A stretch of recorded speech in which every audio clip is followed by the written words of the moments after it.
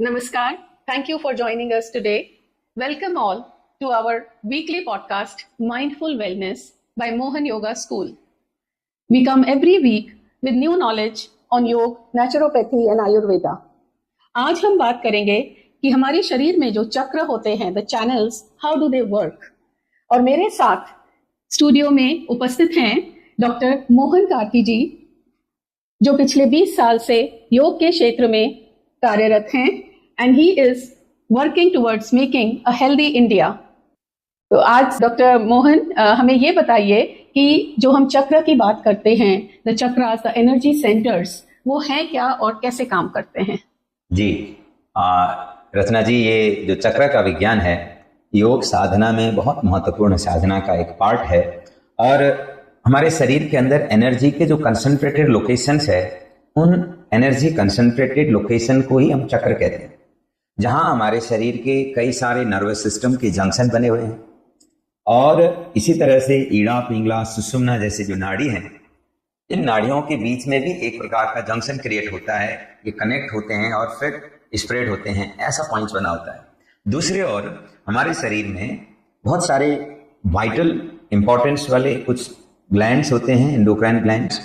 उनकी लोकेशंस के साथ भी ये चक्र को हम कनेक्ट करके देख सकते हैं। जहां एनर्जी का एक्टिविटी ज्यादा होता है, जहां एनर्जी एक्टिविटी ज्यादा हो रहा है, तो वहां एनर्जी को कांस्टेंट सप्लाई करने के लिए, उसको मॉनिटर करने के लिए, रेगुलेट करने के लिए भी ऊर्जा ज्यादा चाहिए होता है, एनर्जी का ज्यादा प्रोडक्शन होता है और उस समय कुछ वेस्टेज भी बनते हैं।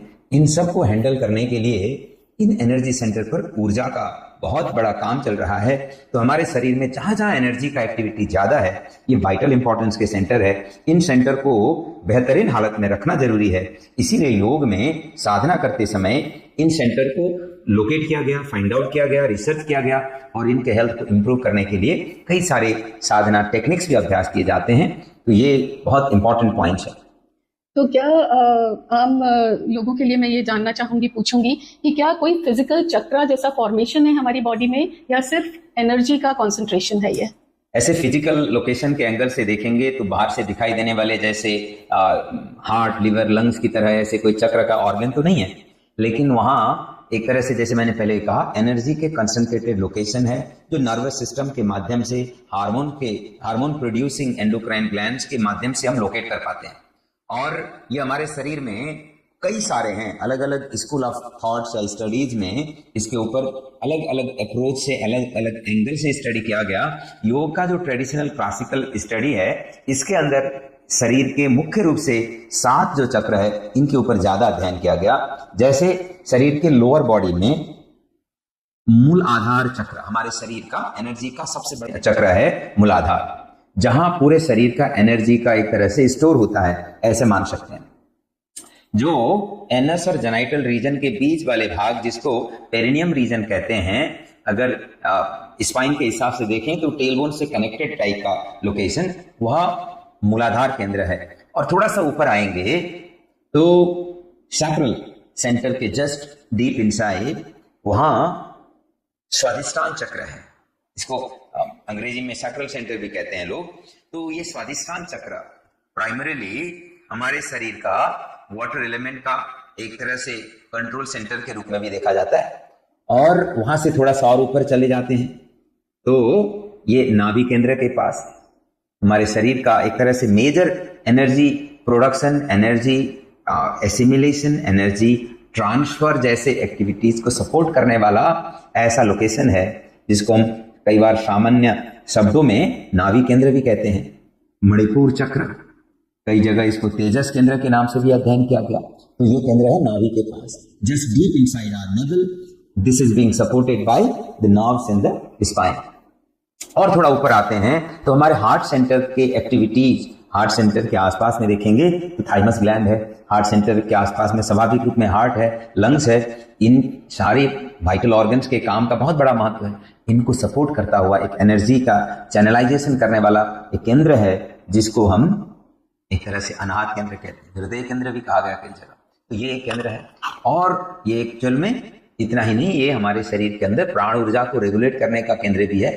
एक तरह से वायु तत्व जो प्रकृति का तत्व है, इसका केंद्र है। और इसी तरह से थोड़ा और ऊपर जाएंगे तो थ्रोट सेंटर, इसको हम विशुद्धि केंद्र कहते हैं। थ्रोट सेंटर अर्थात विशुद्धि केंद्र, अर्थात ये हमारे शरीर के अंदर आकाश तत्व का केंद्र है। जो वोकल कॉर्ड, टॉन्सिल ग्लैंड जैसे ऑर्गन्स के एक्टिविटीज को ये रेगुलेट करता है। थायराइड, पैराथायराइड जैसे ऑर्गन्स के एक्टिविटीज को ये रेगुलेट करता है। तो इस तरह से विशुद्धि केंद्र आकाश तत्व से जुड़ा हुआ सेंटर हो गया। और ऊपर चले जाते हैं ये फोरहेड सेंटर पर, यहां एनर्जी का बहुत बड़ा कंसंट्रेशन है। 24/7 काम करने वाला एनर्जी का कंसंट्रेशन है। इस लोकेशन पर अगर हम लोग एंडोक्राइन ग्लैंड्स के एंगल से देखते हैं तो पिट्यूटरी ग्लैंड का केंद्र है ये, और ये पूरे शरीर के जो हार्मोनल एक्टिविटीज है इसको रेगुलेट करता है। ये हमारे शरीर के अंदर पंच तत्वों को संतुलित करने के लिए कंटिन्यूअस और कॉन्शियस ये एफर्ट करता रहता है। ये एक तरह से सभी केंद्रों, सभी चक्रों का एक तरह से समन्वय, संतुलन और ऑप्टिमाइजेशन का केंद्र है। ये आज्ञा चक्र भी कहते हैं इसको, है ना, क्राउन आज्ञा चक्र, और थर्ड आई सेंटर भी कहते हैं। और ऊपर चले जाएंगे तो ये क्राउन सेंटर है। क्राउन सेंटर अर्थात सहस्रार केंद्र, कुछ लोग इसको सहस्त्रधारा का केंद्र कहते हैं। हमारे शरीर के अंदर पूरी तरह से कंटिन्यूअस एनर्जी का एक ऐसा चैनलाइजेशन होता है, पूरे शरीर पर समन्वय और संतुलन को स्थापित करते हुए अनंत अखंड आनंद को बनाए रखने के लिए हमें जो हेल्प करता है, वह ईश्वरीय भाव चेतना को जागृत करने के लिए हमें सहायक रहता है। हमारे अंदर सकारात्मक भाव के संचार के लिए ये काम करता है। ऐसा केंद्र क्राउन चक्र अर्थात सहस्रार केंद्र है, जो पूरी तरह से कस्मिक एनर्जी के साथ हमें कनेक्ट करके रखता है और उस कस्मिक एनर्जी को हमारे अंदर अवतरित कराता है, जो हमारे अंदर एक तरह से जो इंडिविजुअल एनर्जी लिमिटेशंस है उस लिमिटेशन से बियॉन्ड जाने के लिए हेल्प करता है। तो इस तरह से रचना जी हमारे शरीर के मुख्य ये 7 केंद्र है। इसके अलावा भी हमने स्टडी करा है कई स्कूल्स ऑफ थॉट को, तो इसमें कई जगह 108 केंद्र के बारे में चर्चा मिलता है, कई जगह 13 केंद्र जैन सिद्धांत में मुख्य रूप से दीक्षा साधना में 13 चैतन्य केंद्र शब्द प्रयोग किया गया, वो भी एक प्रकार से चक्र के केंद्र ही है। हमारे शरीर के अंदर जहां जहां जॉइंट्स है वहां पे भी एनर्जी का कंसंट्रेशन होता है। जितने भी जो जैसे फिंगर टिप्स है, हाथों के, पैरों के, उंगलियों के टिप्स है, वहां भी एनर्जी जाकर के कंसंट्रेट होता है और फिर वो एनर्जी फ्लो बैक करता है। ये भी एनर्जी कंसंट्रेटेड केंद्र है। इस तरह से कुछ ये अध्ययन में तो इसको 200 से ज्यादा केंद्र के बारे में भी चर्चा है, लेकिन मूलभूत रूप में 7 चैतन्य केंद्र अर्थात एनर्जी के कंसंट्रेटेड केंद्र, जिसको हम चक्र के रूप में अध्ययन करते हैं। जी, आपने बताया कि ये 7 एलिमेंट्स ऑफ नेचर से भी कैसे कनेक्टेड हैं, अभी आपने बताया। तो इनमें क्या इम्बैलेंस भी क्रिएट हो जाता है और उसको हम कैसे रेक्टिफाई कर सकते हैं? और जो वात पित्त कफ है, जिसे जो एक बेसिक माना जाता है एक शरीर के स्वास्थ्य को देखने के लिए कि वो कैसा आपका चल रहा है, वात पित्त कफ की स्थिति, तो वो भी क्या चक्र से रिलेटेड है और उससे हम कंट्रोल कर सकते हैं अपनी हेल्थ को? जी, अगर ये वात पित्त कफ संतुलित है तो ये हम समझ सकते हैं कि पूरे शरीर में चक्रों का भी एक लेवल का संतुलन बना हुआ है। इसी तरह से अलग अलग जो हमारे पैरामीटर्स है उनको हम देख सकते हैं कि वो ठीक हालत में है या नहीं, संतुलित अवस्था में है या नहीं। अगर वो संतुलित हैं तो स्वाभाविक रूप में चक्र भी संतुलित होते हैं।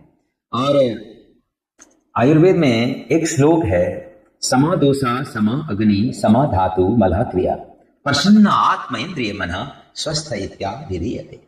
अर्थात रचना जी जैसे ना हमारे अगर त्रिदोष संतुलित है तो स्वस्थ अवस्था है, अगर हमारे अंदर सप्त धातुओं में संतुलन है तो स्वस्थ का अवस्था है, अगर हमारे अंदर एड़ा पिंगला संतुलित है तो स्वस्थ का अवस्था है, होलिस्टिक हेल्थ का अवस्था है, अगर हमारा पाचन सही है, एब्जॉर्प्शन, एसिमिलेशन और एक्सक्रेशन सही ढंग से काम कर रहा है तो एक प्रकार से स्वास्थ्य का अवस्था है।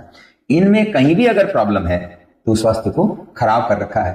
तब हमें देखना पड़ता है कि कहाँ खराब हो गया, तो उसके हमें कॉज को भी एक और देखना है। दूसरी और फिजियोलॉजिकल लेवल में, फिजिकल लेवल में कहाँ कहाँ प्रॉब्लम्स है उनको फाइंड आउट करके उसको रेक्टिफाई करना पड़ता है। मान लीजिए अगर किसी का डाइजेशन ठीक नहीं है तो उनका क्राउन में फोकस करने की जरूरत नहीं है, उनको पूरी तरह से एब्डोमिनल रीजन से रिलेटेड एनर्जी एक्टिविटीज है उनको हमें स्टडी करना है। तो उसके लिए पाचन को सही रखने के लिए हमारा एक तरह से तेजस केंद्र अर्थात मूलाधार मणिपुर चक्र काम कर रहा होगा, इसको ठीक रखना है। डिटॉक्स को रेगुलेट करने के लिए स्वादिष्ठान ज्यादा काम कर रहा होगा, उसके एक्टिविटीज को चेक करना है। और इसी तरह से शरीर पर ऊर्जा का संतुलन बनाए रखने के लिए मूलाधार काम कर रहा होगा, उसके एक्टिविटीज को हमें चेक करना है। तो इनको हमने संतुलित कर दिया तो फिर हमारी पर्सनालिटी में फिर संतुलन डेवलप होता है। इस प्रकार से हमें अगर किसी को मेंटल इमोशनल प्रॉब्लम ज्यादा है तो उनको फिर हमें आज्ञा चक्र या सहस्रार चक्र के वर्किंग या फंक्शनैलिटी को भी देखना पड़ सकता है। तो इस तरह से हम लोग चक्र को कहाँ इश्यू हो सकता है उसको देखने के लिए उसकी फिजिकल फिजियोलॉजिकल एक्टिविटीज और कंडीशंस को स्टडी करते हैं, जिससे समग्र चक्र को संतुलन किया जा सकता है। जी, बड़े अच्छे से आपने आज समझाया कि ये चक्रास क्या होते हैं, कहाँ सिचुएटेड होते हैं, किन चीज़ों पर ये निर्भर करते हैं और इनके इम्बैलेंस क्रिएट होने से हमें क्या परेशानियों का सामना करना पड़ सकता है। आपका बहुत बहुत धन्यवाद। अगले एपिसोड में आपसे फिर मिलेंगे और इन चक्रास के बारे में ही और जानकारी लेने के लिए कि हम किस तरह से किन योग अभ्यासों से हम अपने चक्रास को एक्टिवेट कर सकते हैं और हेल्दी रख सकते हैं, आपस में कोऑर्डिनेटेड रख सकते हैं। तो आज के लिए इतना ही। आप सभी का धन्यवाद हमारे साथ जुड़ने के लिए। We will see you next soon. नमस्कार।